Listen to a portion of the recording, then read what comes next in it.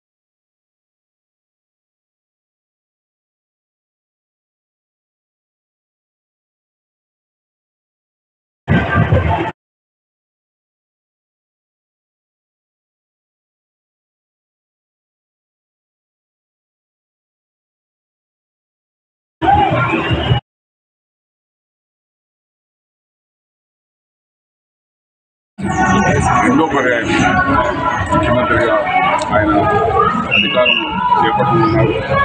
అదేవిధంగా పీలే నియోజకవర్గంలో 2014లో కానీ 2019లో కూడా ఇక్కడ వైఎస్ఆర్ పార్టీకి పట్టం కట్టారు. మరి ఈ ఎన్నికల్లో కూడా ఖచ్చితంగా ఈ యొక్క పీలే నియోజకవర్గ ప్రజలు వైఎస్ఆర్ పార్టీని మరోసారి గెలిపించబోతున్నారనే విషయాన్ని కూడా నేను తెలియజేస్తున్నాను. ముఖ్యంగా ఏదైతే పరిష్కారం కావాల్సిన సమస్యలు ఏదైతే ఉన్నాయో ఇంజనీరింగ్ కానీ ఇంకా ఏదైనా రోడ్డు కావచ్చు ఇవన్నీ కూడా మేము గతంలో 5 సంవత్సరాలు కూడా తెలియకపోయింది. మళ్ళీ అంటే మా ప్రభుత్వంలోనే రోడ్డు కావచ్చు ఇవన్నీ కూడా చేస్తాము. దాదాపు 70-80 కోట్లు గ్రామీణ రథాలు నిధులు మంజూరు చేయడం కానీ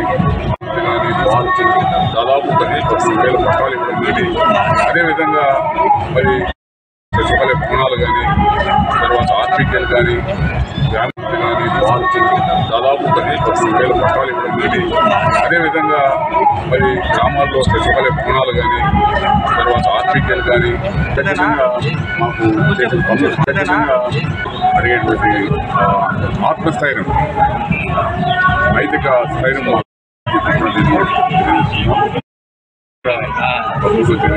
ఎన్నికల్లో నితిన్ రెడ్డి గారు కానీ అదేవిధంగా అభ్యర్థి కానీ విజయం సాధిస్తాం ప్రజల యొక్క సహకారం